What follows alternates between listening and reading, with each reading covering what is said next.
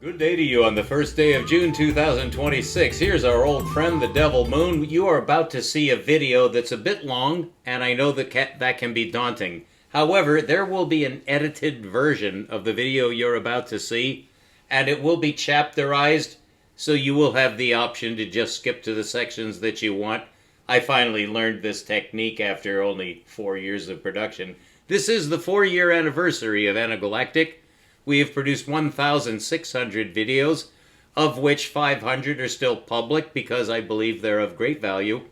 A lot of that was practice over the past 4 years. I'm a brand new scientist. I've only been doing science for less than 2 decades. And I'm over 70, although I don't look it. So there's our introduction. I just wanted to let you know ahead of time. Even though this is a long video, could be a little bit tedious, daunting. Don't worry, there will be another version. Thank you for tuning in. To you. It is the first day of June. Yes, it is a Monday, the first day of June 2026. Time to pay the rent. Time to perhaps stock up on food. Well, I hope you're having a good introduction to this year's summer. This should prove to be a very interesting summer globally. What you see over here is the 4-year anniversary of Anagalactic, in the sense that that little photo there of yours truly was essentially taken 4 years ago in 2022 when I began this channel in June. So this is our anniversary. And thank you for tuning in. I don't know how long you've been tuned in, but you could have been tuned in for 4 years. And there's moi there in the upper right-hand corner, looking quite a bit less gray than I do now because I was only, I had just turned 68. I was born in 1954 in October, and this was produced on October 22nd. So I had just turned from 67 to 68, meaning that I'm 71 now. And boy, what a difference. I went back into the archives, as I regularly do, to just get a feel of the history, the progress of this 4-year project on YouTube. You may wonder, how many videos have I produced on YouTube? You can only find 500 of them because I have only left 500 public, because it was quite a learning process for me to learn how to do this, because I am not a public speaker. I think most people agree that they're just not cut out to be public speakers. In fact, I'll just give you a quick anecdote and then we'll get right into what we're going to do. A test was given, one of those poll tests. Give me your question, I'll answer it. And in a sample of ordinary human beings like you and me, adults, what is your biggest fear? And there was a list of choices. It wasn't like you just had to come up with something out of your brain, which can baffle a lot of people, including myself. You just ask a vague question like, what is the universe? Well, gee whiz, there's a whole universe of possible answers. But if you ask the question, what is your biggest fear, and you give a list of choices, everybody likes a multiple choice test better than an essay test. Not everybody, but statistically everybody. So this would be a very simple answer. What is your biggest fear out of this list? And one of the choices is death. But a significant number of people who answered this question, what is your biggest fear, including possibly even death, would that be your biggest fear? A lot of people chose something else. I think you can guess what it is. It's having to speak to a large audience. In other words, this is a significant percentage of people answered, and by that answer, what that implies, although this does require, that interpretation step, like, what does it mean? Well, that's where you get a lot of guff and fluff. Not in this case. I would say this is actually, I raised my eyebrows. What? There's something people fear more than death. Yeah, it's talking to a large group of people. They would rather die. If that's what it implies, I'll bet, though, if you put that question, see, because it's emotion driven, It's like, huh? They just get to scan down, being hung up upside down by a meat hook through your belly for days, being whipped with, goose feathers until you're tickled to death while hanging upside down from a meat hook. And you're like, well, I don't know. You just keep, maybe I'll come back to that. And then there's death, and you're like, oh, well, I think, I probably am. Then you keep scanning, speaking on a stage to an auditorium filled with 3,000 people. Click! No, I can't do that. My brother is like that. And when he had to go give his dissertation at some goddamned college or whatever they call it in Oregon, and he passed, he did well, and he started to make his living at that. He's doing well today, so it's like nothing really went wrong here. But he did have to actually, when you give your dissertation to get a degree, you have to talk. And he went through the tortures of hell. And he shared it with me. I was quite a ways away from him at that time, living in a different part of California, but we regularly saw each other, and when I saw him, he expressed this to me. He was deathly afraid. I think he would have rather died.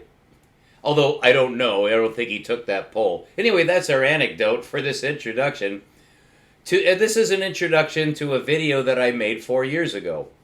Well, 3 years and, let's see, July, August, September, 40 months ago, 3 years and 4 months, that's 40 months ago, that I made this video, which I know you're going to love.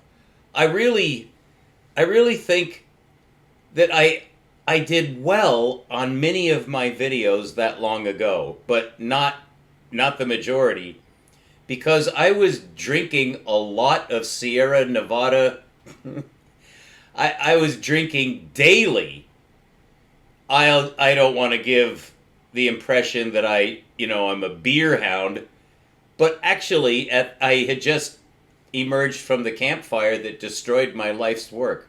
I'm a survivor of the worst fire in California history. I don't know if you can see the char marks and burn marks all over my body, but I was on Pence Ridge where the fire breached. The most insane, inexplicable, absolutely supernatural in the worst sense fire that's ever hit the earth. There I saw firemen. These are like heroic figures. Obviously first responders are firemen for a California fire. They cried. I saw it! They cried when they were interviewed. What was it like fighting that fire? They went into a trance. These are men who have the right stuff. The same thing as like Mercury astronauts, okay? First responders. It's like a SEAL among the Marines. These are the creme de la creme. These guys don't cry. These guys can face anything. They're virtually fearless. Well, we boys look up to that kind of a man. Very much look up to that kind of a man. For obvious reasons. They're valuable. Good men. Am I like that? No! Although, in an intellectual way, I have revealed that we all have the right stuff in some category. You just got to find your category. And then, well, then you're a man. Well, of course. I'm just saying. The campfire was traumatic. Even for the people who fought it. They started talking supernatural. I swear to God, I saw it. Because it destroyed my home. It destroyed everything that I had ever owned or was, including 4 typeset books and a database of galaxies where I had collected 1,000 photographs, actually more than thousands of photographs, to document the 1,000 brightest galaxies as seen from Earth.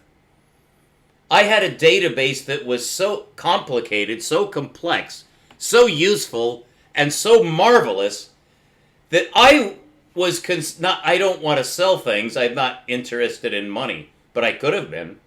I'm a professional database programmer, just so you know. That's how I made my living. I know fifth normal form.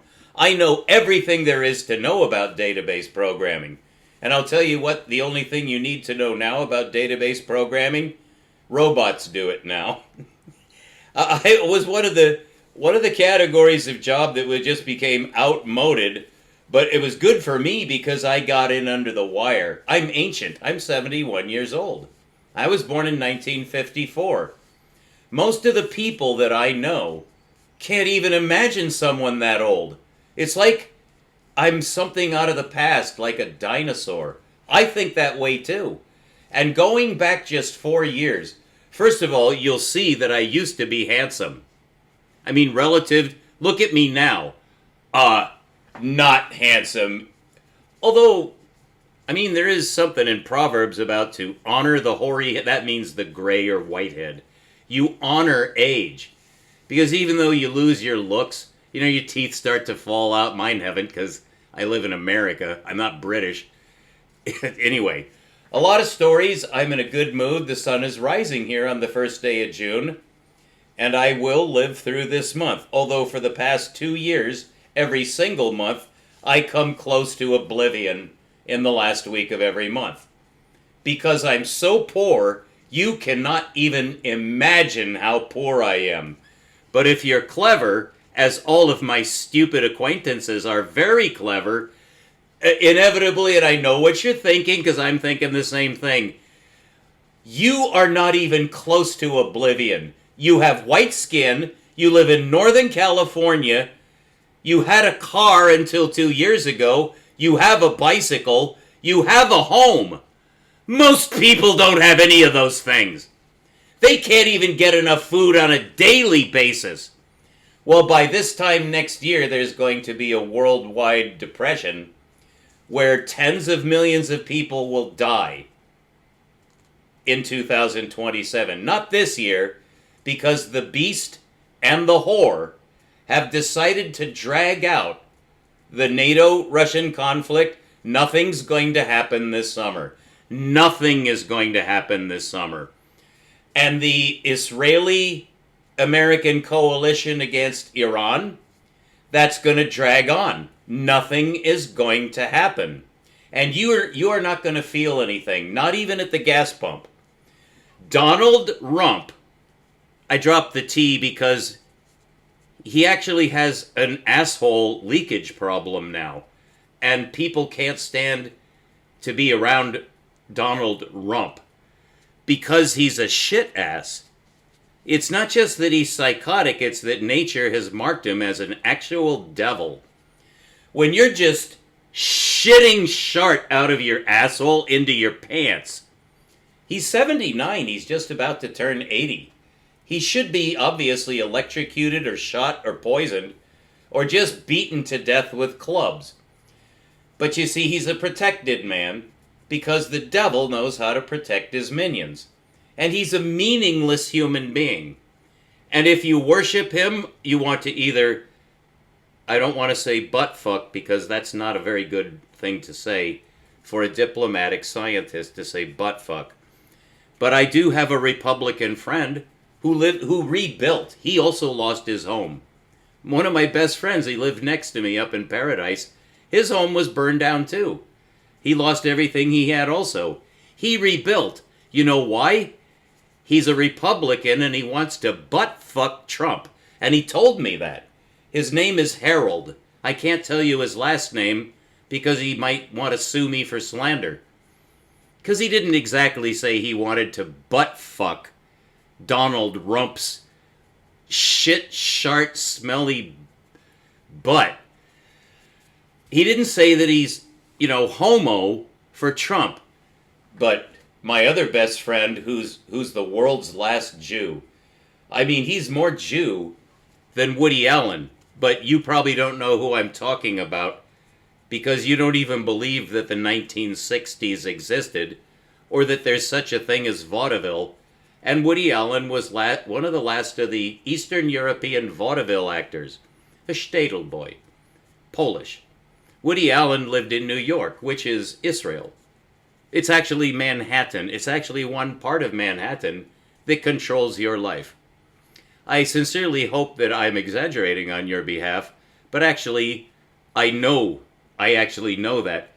And the reason I know that those, I can't say JEWS, first of all, because there is no such thing, but what are they? Are they Zionisti? Are they Zionisti? No. No, they're just filthy rich bastards controlled by Satan. And they could be anybody. And Hitler was wrong to try to kill those people, although he had the right idea. Because the worst people in the world are among those people. But you see, all of those nasty people who are in Israel and trying to kill the religious people of the world, which is Islam, because they're controlled by Satan, they're all white. They're not Jews. They're not Jews. They're Europeans, okay? And there's a certain percentage of European Jews, many of whom are in America, but many of them are still in Russia, and they're in other parts of the world, billionaires, who have billions of dollars at their disposal. So they're the ones who put leaky shard-ass J.D. Rump into power.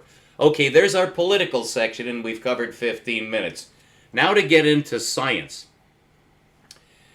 This production that you're just about to see, I'm going to play it for you. I was so blown away. I didn't realize until really today, the first day of June, 4 years after beginning my channel on YouTube, which began on June 2nd. So actually, technically, the 4-year anniversary of Intergalactic is tomorrow. In 4 years, I have produced over 1,600 science videos. Beginning in 2025, I started interspersing another venue that's not strictly speaking science, but I can justify my added venue of religion, actually Islam and Christianity, because as a direct result of my discoveries in science, which I've been broadcasting for 4 years, I discovered the actual connection between science and religion, which is to say the exact relationship, geometric relationship too, between the logic system of a human being and the emotional system. And it's the emotional system that is responsible for all the shit in religion that you can't stand because you're a crybaby, jackass, retard, nigger, but you're probably not a Jew. But I could say that pejoratively, you're exactly like a Jew. And I am allowed to say that as long as I say I don't mean that racially or personally, and I recommend that you don't do anything stupid if you happen to agree with me in any way. And then I can get away with calling you whatever fucking name I want, and I do. You are a nigger, okay? But if you're black, you're almost certainly not a nigger. Nigger doesn't mean black. It originally meant, it was from Spanish, negro, which means black. But no human being is black, and no scientist believes in racism. I certainly don't, and there's no such thing as anti-Semitism. That's not even a real word. Because you don't know what a Semite is, and nobody does except I do. If anybody could define anti-Semitism, I could, but you can't. This is the nature of becoming a scientist. And I'm really quite proud of this. I'm very proud of my work. But of the 1,600 videos on science and now on Islam, I'm an Islam scholar. As of 2025, when I read the Quran, and now I know everything there is to know about Muhammad, the Hadith, the Sunnah, and what it's like to be an imam, and what it's like to be a super imam called a mujaddid. I know all there is to know about Islam. You need to convert, and you need to do it quickly. And the only reason I say that is if I'm ordering you to do it on some pretense, is because I know you won't, because you can't. And so I'm just telling you, in order to indict you the way Jesus and Muhammad will indict you, they already have, I'm simply adding my voice to theirs. You're fucked. You're doomed unless you convert now. You don't have any more time. Do not become a Christian. I swear to God on that. Do not become a Christian. Because you know why? You actually have to, but the reason I say that is that you'll be forced to have concourse, that is intercourse, with American Christians if you're American, and you don't want that. If you become Christian, don't tell anybody. Don't tell anybody, because they'll try to murder you. The Mormons will, the Jehovah's Witnesses will, the Catholics definitely will, and they used to be able to get away with physical murder. You need to convert to Islam. And I'm just telling you that in order to damn your soul. I'm not here to help you anymore, because I know you. But I hope you're the exception and you're watching this, and if you're in doubt about yourself, if the shoe fits, wear it. But I'm here to save souls. At the age of 17, I was converted to the way of heaven. As a Christian, which I still am. But I do not broadcast that anymore, and I will never step foot into a Christian church ever again. It's satanic now. Just as what happened to the Jews. There is no such thing as Judaism. I hope you know that. But if you don't, you can trust me, and I know that you don't trust me. Then turn this the fuck off. Because what I'm gonna... Because I allot myself a certain amount of rant time. And I have to do that because I'm 71, my wife died of cancer 18 years ago, and I've lived alone. You can't even imagine that. You can't imagine what I've been through. You'll never catch up with me either. I've heard teachers say this. That does not go over well with a student audience. I've heard several teachers stand up there in computer science where there's a lot of bravado, or at least there was in my day, and the teacher said, "You'll never catch up with me in programming ability." Oh man, there was talk after class. We wanted to kill her. Although not murder, but we did want to bitch slap her around the room, maybe just make a ring and just slap and just make her go around until she fell down crying. Don't you ever say that we can't catch up with you, bitch. Am I a chauvinist? No, I love women when women love me. Even the Santa Cruz feminazis learn to respect me, because I'm a diplomat, and you can tell. But the reason I only have 500 of those videos public is because I was usually inebriated. I was usually not drunk. I'm not a drunkard. I am a problem drinker. I don't cause problems for anyone else. When I drink, I like to go out at night and go to a park and basically fall in the creek or bump into trees, or just... I've even been known to vomit, although I hate vomiting. I'm not a typical drinker. I drink alone. And I don't drink because I don't like alcohol. But I do love Sierra Nevada Chico wheat beer. And I would buy it by the 6-pack, and there was many a night when I was making my videos 4 years ago, and even as lately as 3 years ago. Oh yeah. I don't do that anymore, but it was a tough transition because I have drunk beer every day of my life since I was 17. Same with marijuana. Except when I was married. Whenever I was married, which was twice, I did not smoke marijuana because I didn't think about it. I guess you would say I didn't need it. But beer, fuck yeah. I've actually caused a lot of problems for myself because of drinking beer. I can't stand hard liquor. And I don't like to vomit, and I don't like to pass out, and I don't like to pretend that I'm an alcoholic. I don't go to bars. I don't play poker anymore. I don't carry on like a crude fucking idiot. But I do drink beer, and drinking beer, a 6-pack. I don't usually drink a whole 6-pack. Usually I drink 3 to 4. Because that's enough. You can tell I don't have a lot of body weight. And I don't have the genetic capacity to just glug-de-glug, just vodka down the gullet. Oh, I feel great.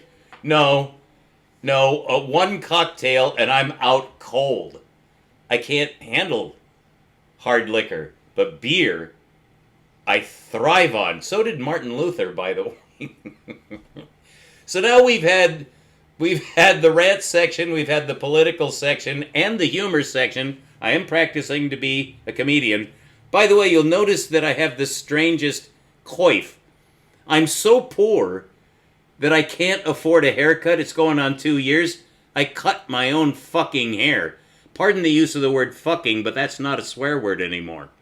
It was when I was growing up. Fuck. You would be beaten to death by your own mother with a hairbrush. Not to death, but you would feel like it if you said fuck even once. So until we were 14 years old, you never heard someone 14 or under, not in my neighborhood, ever say fuck. It's just a word you just couldn't pronounce because you knew your mother would beat you black and blue with a hairbrush. My mother is Scottish. She comes from a Scottish Presbyterian background. She never hurt us, but she would threaten so wildly. A Scottish woman, I don't care if she's a genteel mother. My mother was a perfect diplomat, same as my father. She wouldn't hurt a fly, but she would threaten us in such a way that you didn't even want to guess what she might do. And that's how I grew up normal. Thank you, Mom. She's in heaven now. Well, I'm a believer. So now we've had our religious section, so now we can get to the science. Thank you for tuning in, those of you who do. I have an incredible following now of about 3.5 people, which means a lot after 4 years of effort. At least there are 3 people who are like, he produced another video? Everyone else just goes, fuck this asshole. He's a pompous, drunk, pot-smoking, guilty as charged, all of the above. I am human. But this haircut, I'm not sure is exactly human. I think this is called a comb-over. And yeah, I am. You can't see it, but I think I'm going bald in the back. I can't look. It's like looking down to see what's going on down there, you know, the loin area. Oh, it's been years. I clean down there, but I don't look. 'Cause the day for that junk is over. I don't need to worry about what's going on down there. When it fails, it fails, or if it's fine, it's fine. I just can't afford to care. But I have to care about my head because you have to see it. I'm appalled. I don't know how you feel, but when you make videos, you got to look your best. Well, if I comb my hair straight back, which is most natural, look at these 2 giant shiny spots. When I was 18 years old, my friends made fun of me. They said, you have a receding hairline. This has not receded a millimeter since the age of 18. It's always gone this far back. I think it's some Scottish trait that just makes us look just banshee-like. It's to frighten you because we're so small that we have to have some visual clue that you don't want to mess with us, because otherwise we'd be victimized, such as by the British or the Vikings or anybody who can catch us. Well, that's why we live in the Highlands, and that's also why we drink beer. All right, so I hope you enjoy this. The original name of this, on October 22nd, 2022, right after my 68th birthday, just 40 months ago, 40 months ago, I don't do addition and subtraction very well. That's why I teach you geometry, because it doesn't use numbers. I love to tell stories, I love to have fun, I love to smoke pot, and I love to drink beer. But when you're poor, this is the first day of the month, and I haven't gone to the bank yet because the sun hasn't come up. I've been eating brown rice. You can imagine, this is typical. I'm actually rich by the world standard. That's what I began to say. So don't pity me. I pity myself enough for a whole tribe of people pitying me. Don't worry about pity. I live alone. I've been living alone for 18 years. I know you can't even imagine that. And I'm talking in front of a large group of people every day, which is a fate worse than death, according to most people, including my oldest younger brother. So now we have the bio section out of the way. Man, I told you this was going to be a variety show, although you'd have to credit my statement because I know you haven't tuned in for more than, this is probably the first time you've ever seen me. I do have about 3.5 followers, though. One of whom used to converse with you, leave a comment he would always like. This is just like a month ago. It's just this year. I had a devoted follower who became so annoying. Even though I was answering all of his questions, but he kept answering more questions which were just marginally intelligent. And you don't want to turn out, because I was excited because someone actually commented. You don't know what that means to a producer of videos such as myself, especially someone, and that's enough of me. I know you're going to like this video, and I will have more to say about this video. This is the construction of universal space. And I will say no more. Thank you for tuning in. That's a half-hour introduction. This will be about a 45-minute video. So this is an hour and 15 minutes of free entertainment that will make you wise. And if you're really clever, will get you the approval of God and get you into heaven. But don't hold me to that, because I could lose my soul. Oh, I told you. And that's enough. Thank you for tuning in. Leave comments. Like. I don't ask for money, so I don't say, send me money. That's what everyone else on YouTube does. I'm not like everyone else. And you're going to see that in this video. I'm a cut above. And I'm 71 years old, and I've lived a life of degradation. Not getting what I want, need, or deserve. Well, there's two sides to that. I'm actually quite grateful that I haven't yet gotten what I deserve. You know what I mean? You know what I mean? Yeah. There's two columns to that ledger. Oh, I'm so great. Yeah, well, let's just turn the page. Yeah, and you're also really not great at all. That describes every single human being, and don't make any mistake about that. I hope you enjoy this. Thank you very much. This is Galactic, bringing you the secrets of the universe in the second to the last summer of Earth history. That may not be precisely true, but there will be Armageddon within the next 3 years, which is the culmination of the apocalypse, which is the beginning of the end for your puppy and everybody's puppy. I hope you've converted to Islam, or that you've converted to Islam by then, because those are the only people of God left on earth. They're replacements for the Israelis. Are they Christian? They're the only Christians. Only an Islam man can be Christian. No American is Christian. That's a statistical statement, and it's demonstrably not true. But in order to get your attention, in order to get a platform, in order to further my career on your behalf, I'm forced to exaggerate. All right? So that's why I do this. So there's our bullshit section too. I hope you enjoy this. Stay tuned. Have a nice day. Keep looking up. Good evening. We've had our introductions, so we're going to get right into it tonight. The geometry of the universe. In order to bracket this approach, so you'll know ahead of time what it is I'm attempting to do, we wish to quickly review the only geometry that's ever been used in the history of mankind, the geometry of the line. The line is relatively easy to construct, but it's in the basics that one must take careful note of what's going on.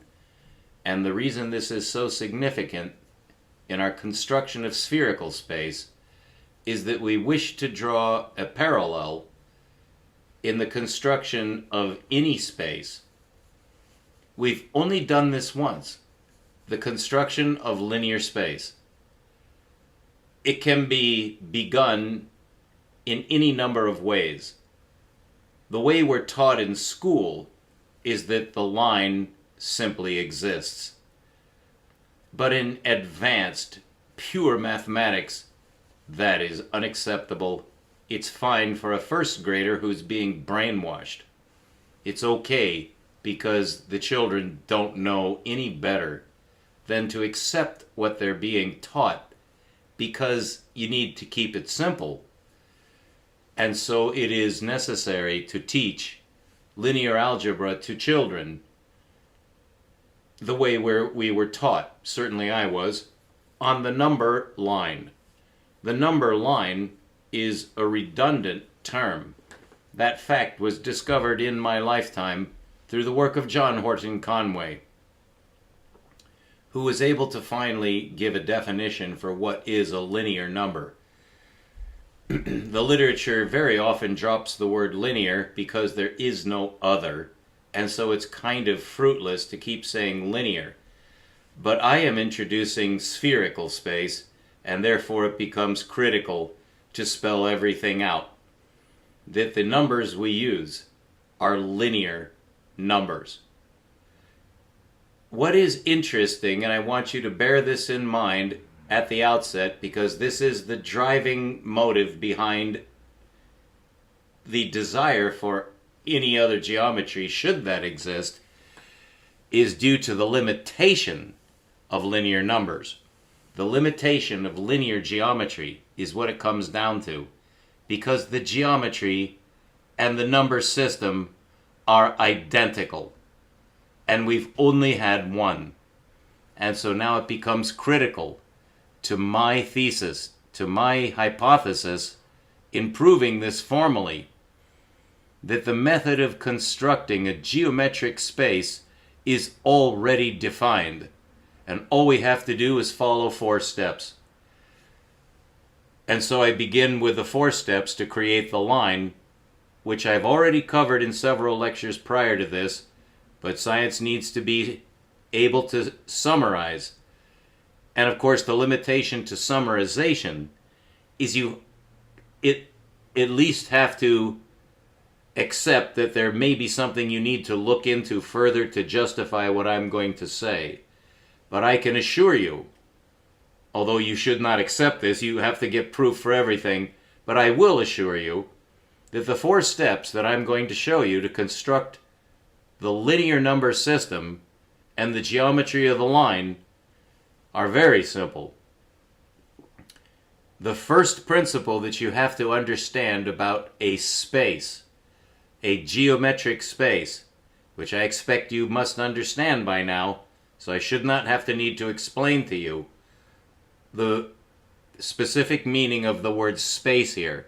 It's a geometric space. To construct one, this will end up being the line. So the first step is, in this approach, because you can begin with any one of these 4 steps, but we choose to begin, in the case of the line, with the object. The object is the line. That's step 1. For the sphere, that's going to be the sphere. And it will also go through these same 3 steps to construct spherical space. And through this process, you will see why this was so difficult to see. It's very simple, but there is a trick, and you'll notice it, I hope, but I will also point it out. But I want to go through this quickly for the sake of continuity, and you, if you're clever, will see this on the first pass. But I will go through it a second time, and then you will see it. That's my promise. So the first thing is to identify the object. In this case, it's the line. Then you find the Archimedean balance point and the operator.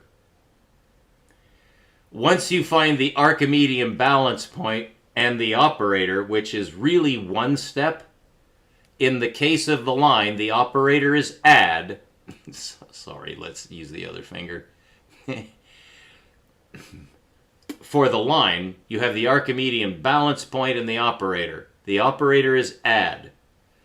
And it has an inverse, but we don't know that yet. We're just saying it because, oh, and what is add?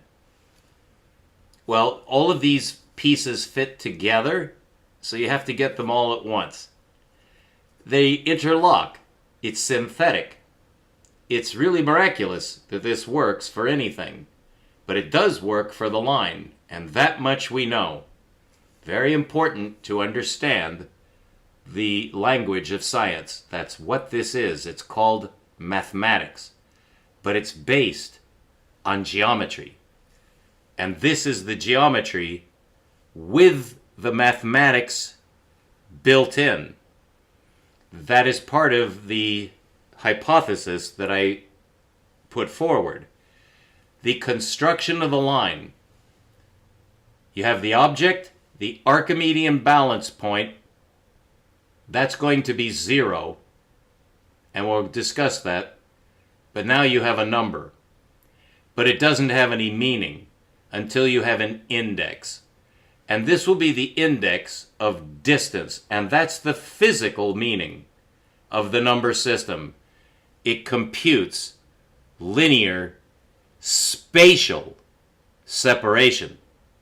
Extremely important because all physics is based on this fact. That's all we've ever been able to measure, is linear separation between what are the things on this line? They're called numbers, but they have to have a geometric representation as well. We call that a point. So a point is a number on the line. And there's a special one that's at the center. This has an extraordinary geometric significance. Because why is there a center? We're getting there. But accept the fact that now we have a line with a center that's 0, which has a meaning because the first number representing linear spatial separation between 0 and 1 is the first one. That's called the index, and it has a value, 1. The center has a value, 0. There is another point that's separated by a line segment. That is spatial separation, called distance. It's a space computer. It is a space metric based on the distance from 0 to 1. The 0 and the 1. The 0 and the 1 form the metric of the space, because now you can extend it. 1, 2, 3, out. There is another direction, negative, -1, -2, -3, out. Both of them go out, but they go out in 2 opposite directions. Correct? So far. That is distance. And that's all it is. Linear distance. And now we're done with the line. I have a McDonald proof. Alan McDonald. He's a professor in the Midwest of the United States. Alan McDonald is highly respected for very good reason in his ability to just be as dry as a dried kernel of corn in a silo. This man is just about as clean cut. It's a nitty-gritty thing to have to meticulously prove everything in geometry. He is extremely good at it. And very highly respected. Certainly I do respect Alan MacDonald. But I'm not going to go into one of his famous sequences, although I will eventually. You're going to have to accept what I say to a certain threshold. But I hope you can accept that none of this is strange in any way. It's exactly what we were taught in school. But it's important to be explicit because now we're starting over. This is the transformation of the language of science to the integral form. This integration of linear algebra into spherical algebra will be the advance of an entirely fractalized system to a new level of integration. It's a single integration, but the things that get integrated on stepping up from linear to spherical geometry is the integration of 99% of all the problems we've ever faced in mathematics and are currently facing in cosmic science and in subatomic particle physics theory. This will achieve an integral level of understanding. All of it. There is a huge amount of knowledge that we have now about the atom and the constituents of atomic space. The building blocks of the universe are now understood numerically, but they're understood currently in linear language, and that is the problem.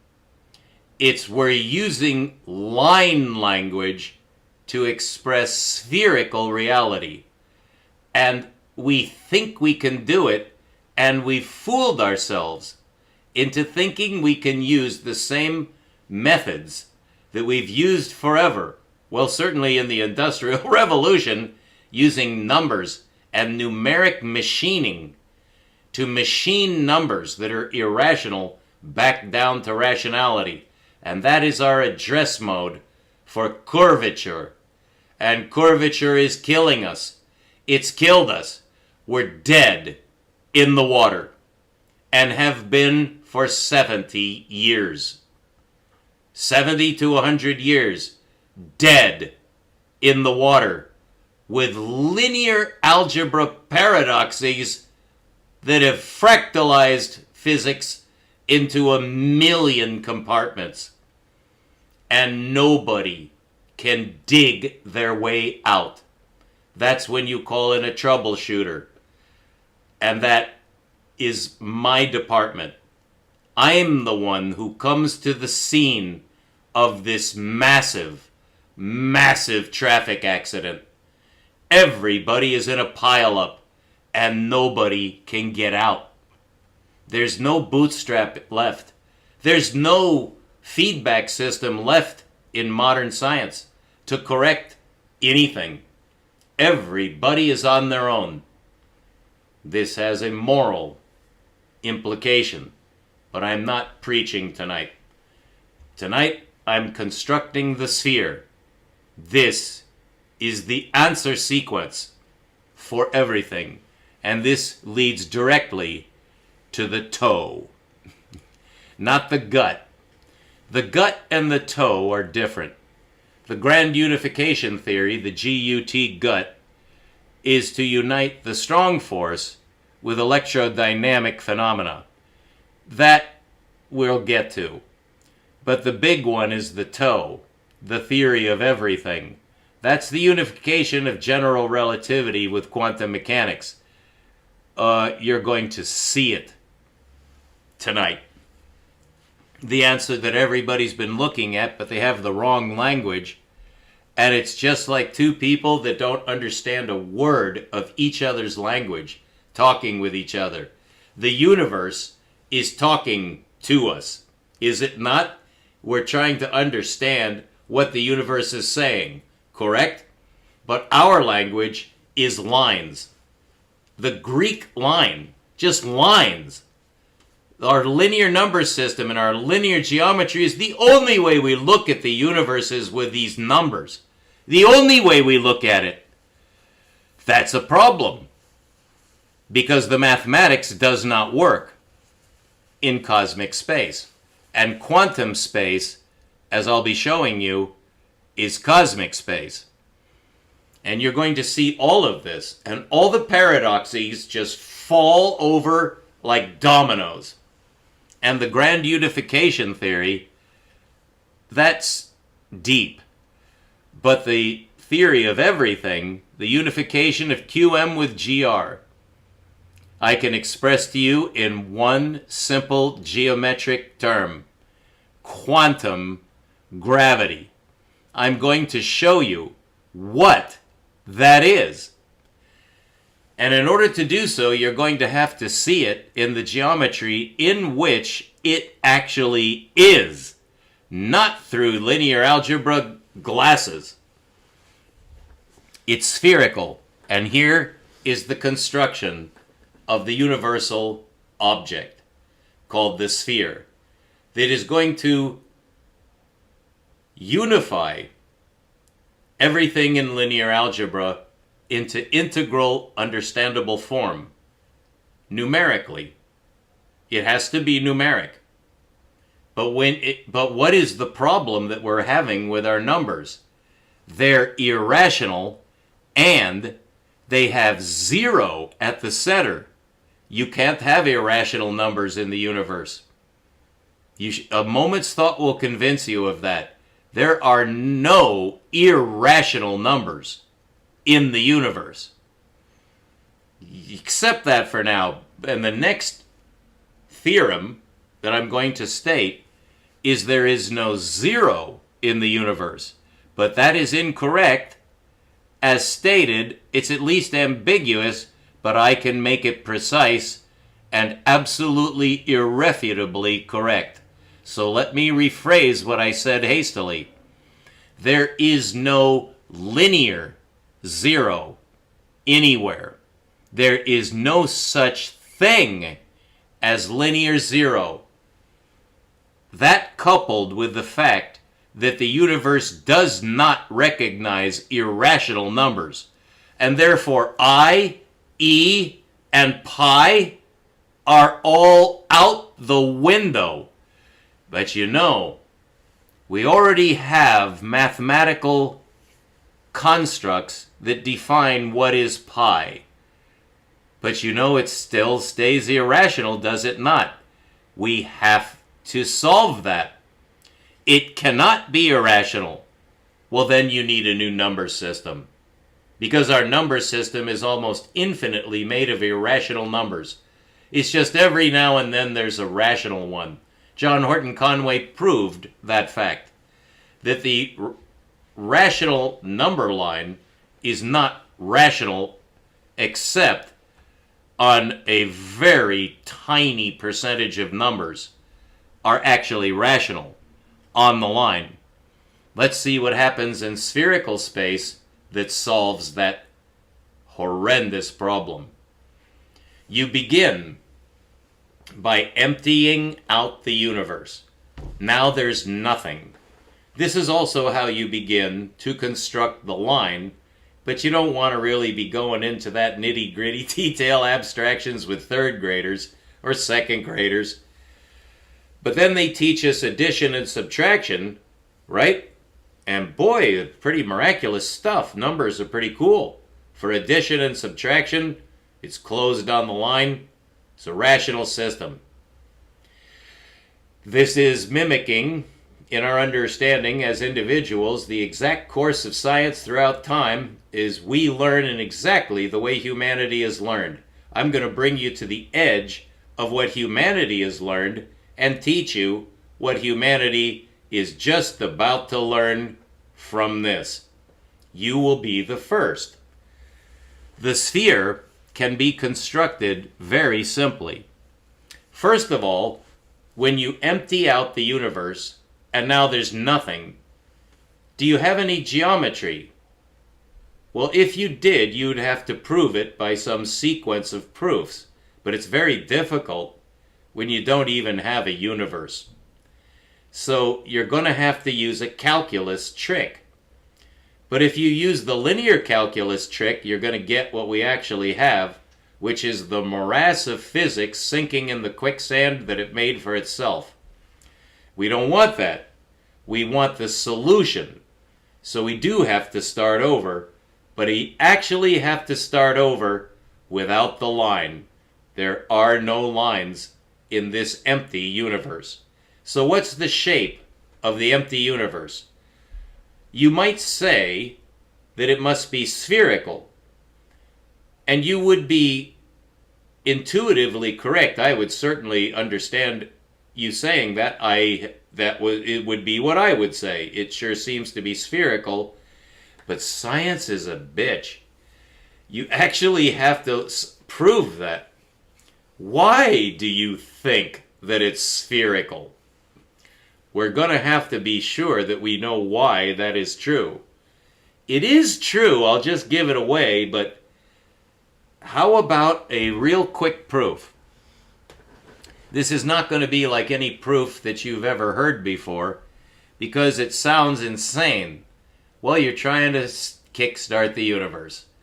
Do you think maybe there might be a moment of insanity? The key to this is to use the calculus trick of the delta. That what you're going to have to do first, before you create the universe, is you're going to have to create a meta-universe that's only in your mind, and then see if you can match it to physical reality. I'm going to show you that that is actually very easy to prove. And I hope you like this, because this unifies the concept of linear space and spherical space, so you'll know the direct relationship between them, which I will then prove, not in this lecture, but in an upcoming lecture. That is the definition of the calculus. The calculus has extraordinary meaning. But as long as we're looking at the calculus from the point of view of linear space, we're getting crumbs. We're already using the wrong system, because we could be using the integral system. And that's what I'm going to prove in the construction of the sphere, that it integrates the construction of the line. So let's do it. First, we're going to do a line. We start with the Archimedean balance point of 0 and say that that is a point. And now we have the first object. That is a point. And now we extend it to 2 infinities. That is a straight line and the definition thereof. Except we have not yet defined infinity. So what is it? Well, we made a mistake in describing what we're doing by saying we're constructing a sphere. We hypothesized that it's spherical, and now we're trying to prove that. But we have to amend what we said before. We're trying to create an unbounded sphere. That is the secret of this proof. You have to create an infinite sphere in one step. Can you prove that? Intuitively, we can see it, but you have to actually establish this by a definite sequence of proof. Why are you sure that the universe, when it's empty, is an unbounded sphere? Here's why. You make a point and make a line. What does that line do? It touches infinity at 2 points, correct? That's the definition of a straight line. It intersects infinity at 2 points. And now I'm going to introduce to you a theorem that's known. And you'll see the significance of that straight line with respect to spherical space. Where did you draw that straight line? It was in some kind of space. Well, you just found something about the edge of that space, right? The line that you drew went to 2 infinities and disappeared, correct? Well, those 2 places where the line disappears, is the edge. Well, it's an unbounded edge, but you got to say something because you're here. Something's here already. Well, that's where we're forced to begin. You have a consciousness. What is your consciousness geometrically? This is the measurement problem, by the way, brought down to its absolute basis.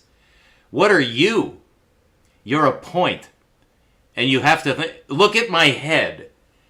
Is it about spherical? It's got a round spherical shape, right? Well, where's my consciousness? Is it over here? Over there? At the edge? Where is it? It's at a point. And so the correct definition of consciousness is as a point.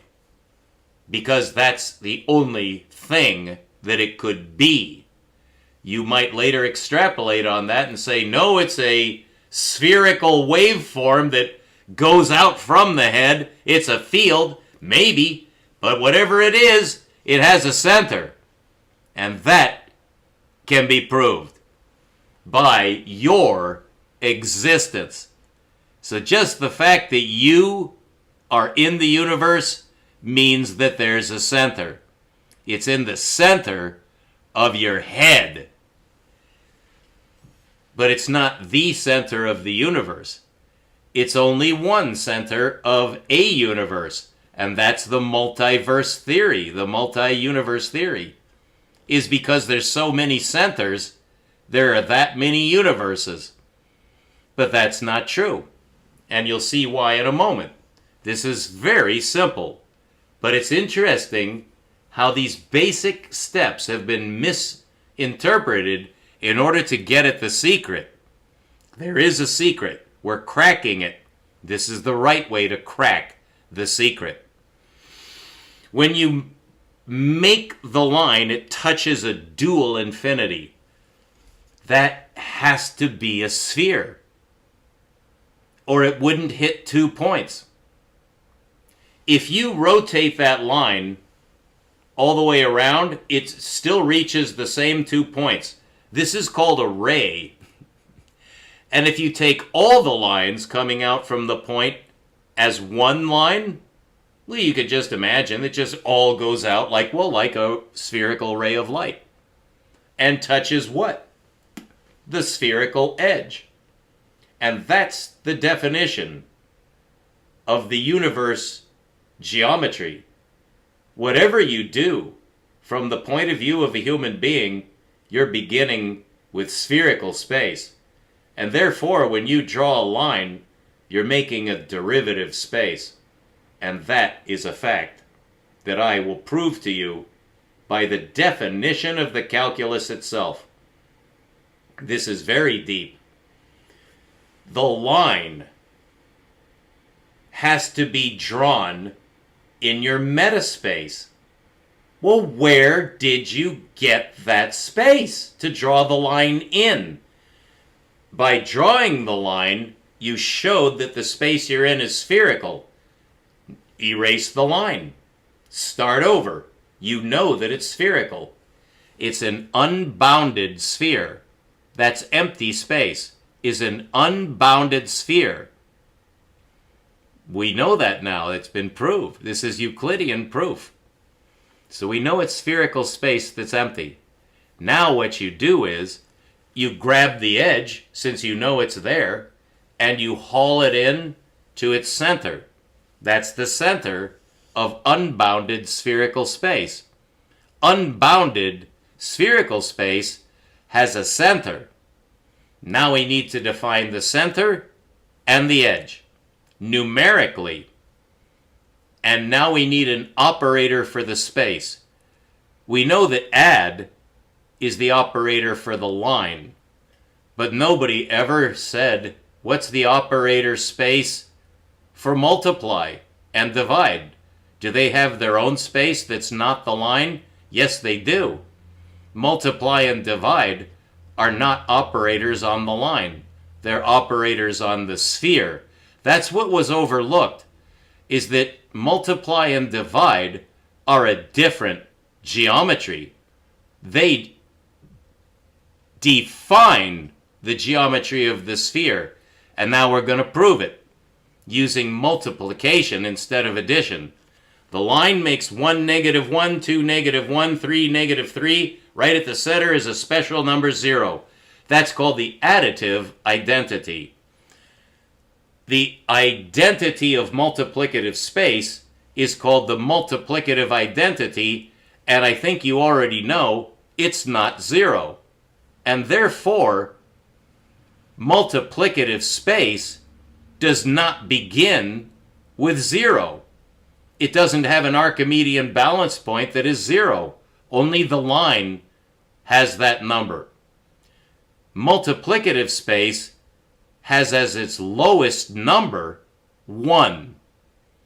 The whole universe begins with 1, the number 1. I'm going to show you what that object is that represents the number 1.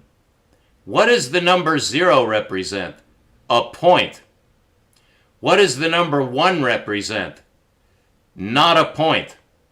It's something else. What is it? Well, you already know, but let's prove it.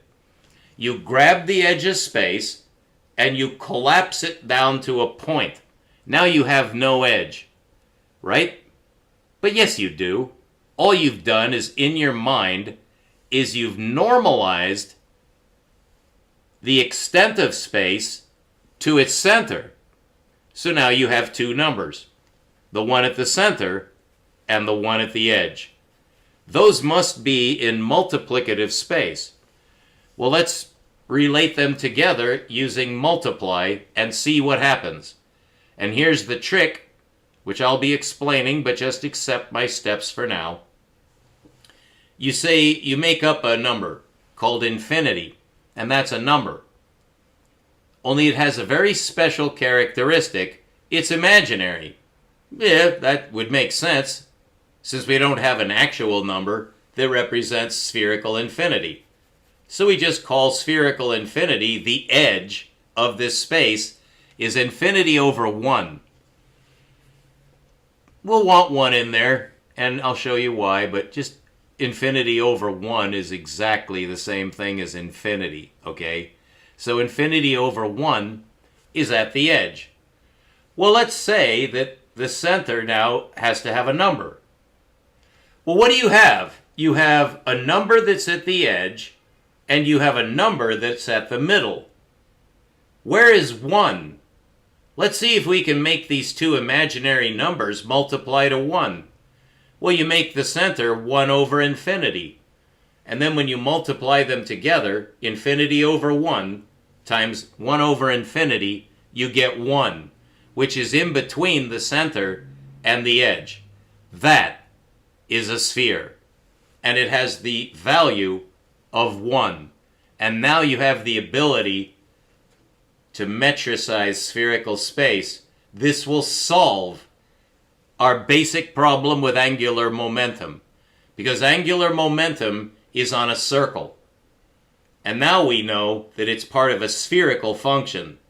And this describes everything from quantum mechanics to the Big Bang, is based on angular momentum, which is on a circle, which is irrational, and we don't want that. Can we unitize it? We just did. We just did. And now the circumference of circular and spherical space, and I'll prove this to you, that it's also the circle, has a value of 1. It has a value of 1. That means that curved space is unitized. That's the answer.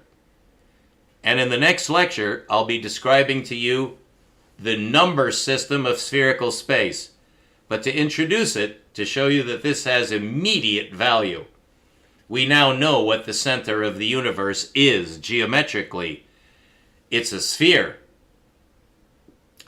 The sphere forms the center of any cosmic system.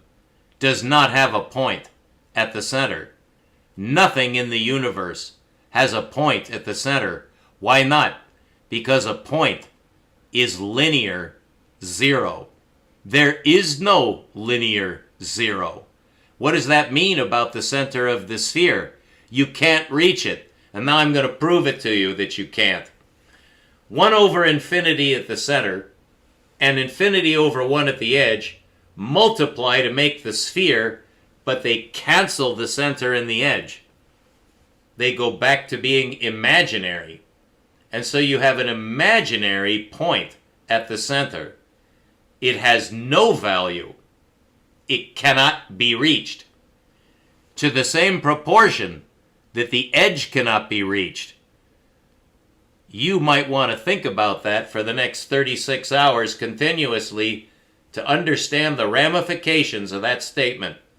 There is no center point. Why not? Because space itself stops going in at the sphere. That's why an atom represents the number 1. Not an irrational number on tau, not a calculus-derived sine-cosine number. It's one number. The number 1 is at the center of the universe. The universe is a sphere with no center and no edge. And that describes everything in the universe without lines. And where do the numbers live? If the surface of the sphere is 1, as we just proved, where are the other numbers? Infinity just disappeared, so now there's an imaginary edge, which makes perfect sense. And to the degree that you can't reach it, you also cannot reach the center, because that's the inverse of infinity. You can't reach infinity, so you can't reach the center. They're both imaginary, but nothing else is. And that completes the definition of the universe, geometrically. It's a sphere with no center and no edge. And this gives us a number system for the universe that comes out from multiplicative space. The surface of the sphere is defined as a 2-component number, 1 over 1 times 1 over 1. The next number is the quantum number, the only number in the universe that differs from 1 is 2, with nothing in between. But we know that there is a number in between 1 and 0. Yes, there is. For the number 2, there's a number going in called 1/2. And when you take the next quantum jump to the next electron level you're starting to see now, it jumps again to 3. And this number jumps from 1/2 to 1/3. This approaches infinity. This approaches inverse infinity. And that is the number system of physical space. A 2-component number. A 2-component number is the lowest componency index necessary for space-time. If you stick with linear numbers, you have a 1-component number. That can only be distance, dears. No matter what you do to that line, you're never going to get curvature out of space-time.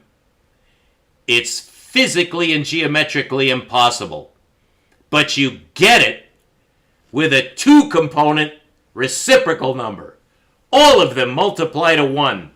And so the sphere is a shell that's at the center of anything. The Earth has a value of 1 at the surface. And so the Earth surface is a universe. It's one of the universes that makes the entire universe. But where does that stop? Because you can see there's more than one center. It's every center is the center. You have to integrate them, right? That spherical space is the integral of all those universes. But you can see there's still something missing. What's missing? All the numbers fill space now. The reciprocal numbers fill the space in shells going in and out. The quantum shells of Max Planck's discovered space. The quantum numbers. These are the quantum numbers. 2 times 1/2 is the frequency wavelength relationship, which Max Planck claims multiplies to light speed. Light speed? Shouldn't that multiply to 1? Yeah. This 1 has the value of light speed. So the sphere is light speed. That's a 2-component number. Distance over time. That's only 1/2 the number. Distance over time. That's light speed measures at a distance, which is the only way we can measure light speed, is as a distance. It has a distance of 300 million units. Of what? Time. Time is divided into that. Well, what's the value of time? It's 1. It's always 1. Well, Albert Einstein said it's never 1. The value for time and time-space is never 1. And that's enough. That's 42 minutes. It's the beginning of the number system that unlocks physics. Is 2-component reciprocal number space. All the linear numbers, the entire linear system that we use is embedded. It's not lost. It's integrated so you can use it to compute heaven. That's what we want. We'll be right back with more of the in-depth mathematics of this new space. And what we've left out is exactly what Einstein told us we can never leave out. So we're not done. We don't have time on this sphere yet. Where does time come into this sphere? It's a consistent closed space for multiplication and division. There are no irrational numbers in this system. Max Planck handed that to us on a silver platter. The quantum number system is rational, with no division by 0. 2 1/2 is the lowest number in the universe. There is no 1. It's light speed. Everything else is more and less than that in time-space. And those are the quantum shells of spherical space that describe the flight of the photon in 2 forms. Yeah, the wave-particle duality is geometricized. Absolutely geometricized. And that solves the quantum paradox. That's what we're going to be going into in November. The solution to the quantum paradox complex. This will also answer the problem in astrophysics with a singularity. And there's only one singularity, and it's not gravitational. There's no singularity. There is no time horizon. There is no Schwarzschild limit. All of these are contrivances of linear algebra-addled brains because they haven't evolved. They can't. Well, you're going to have to now because I'm here. And I'm going to show you where you went wrong. To heal. To heal it. Do you want it? We'll see. That's 45 minutes. Anagalactic. We'll be right back with you with spherical geometry and the spherical number system, which I'm going to teach you.